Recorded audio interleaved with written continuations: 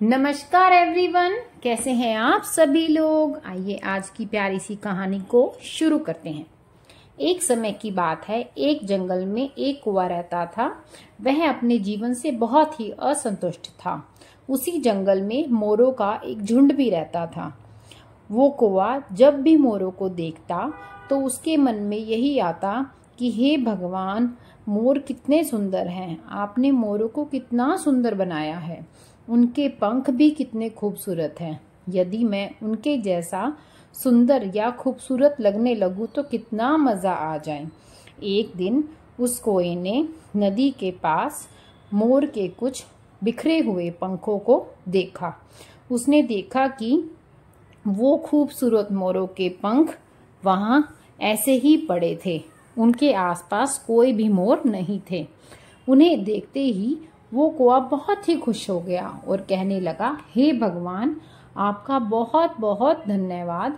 आपने मेरी प्रार्थना सुन ली और मुझे इतने खूबसूरत पंख दे दिए। अब मैं भी इन्हें लगाकर मोरों की तरह खूबसूरत दिखूंगा और कौवे से मोर बन जाऊंगा। उस कौवे ने अपने ऊपर मोरों के पंखों को चिपका लिया। उन पंखों को लगाने के बाद वह बहुत ही अभिमान करता हुआ खुश होने लगा।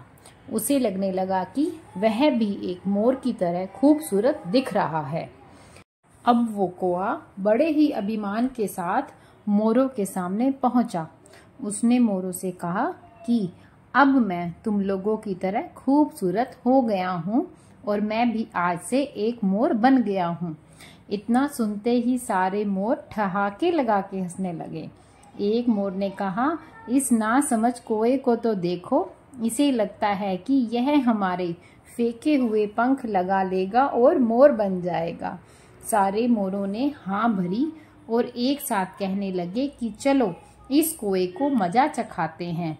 इतना बोलते ही सारे मोरों ने उस पर हमला कर दिया और उसे मार मार के वहां से भगा दिया। कौवा बड़ी ही मुश्किल से अपनी जान बचाते हुए वहां से निकला। वह बड़ी मुश्किल से अपने पेड़ के पास पहुंचा जहां पर और कौवे भी रहते थे।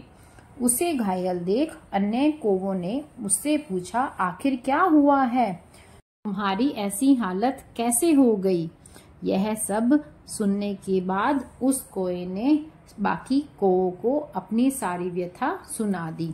उसने बताया कि कैसे उसे मोरों के पंख मिले और उन्हें लगाने के बाद वह मोरों के पास गया तो उन सब ने उसे मार मार कर भगा दिया। यह सब बातें सारे कौवे सुन रहे थे। तभी उनमें से एक बुजुर्ग कौवे ने कहा, यह नासमझ कौवा पहले तो अपने आप को पसंद नहीं करता था और ना ही कौवों की कदर करता था। हमेशा बावला होकर मोरों की तरह बनना चाहता था। आज जब मोरों ने इसे भगा दिया है तो रोते रोते हमारे पास आया है। इससे यह भी ज्ञान नहीं कि जो प्राणी अपनी जाति और स्वरूप से संतुष्ट नहीं रहता वह हर जगह अपमान पाता है। इस धोखेबाज को अपने दल से निकाल देना चाहिए। इतना सुनते ही बाकी कौवों ने उस कौवे पर हमला कर दिया और उसे मार मार के वहां से भगा दिया। अब वो कौवा पूरी तरह से अकेला हो गया। ना उसे मोरों ने स्वीकार किया और न ही कोई कौवा उससे दोस्ती रखना चाहता था।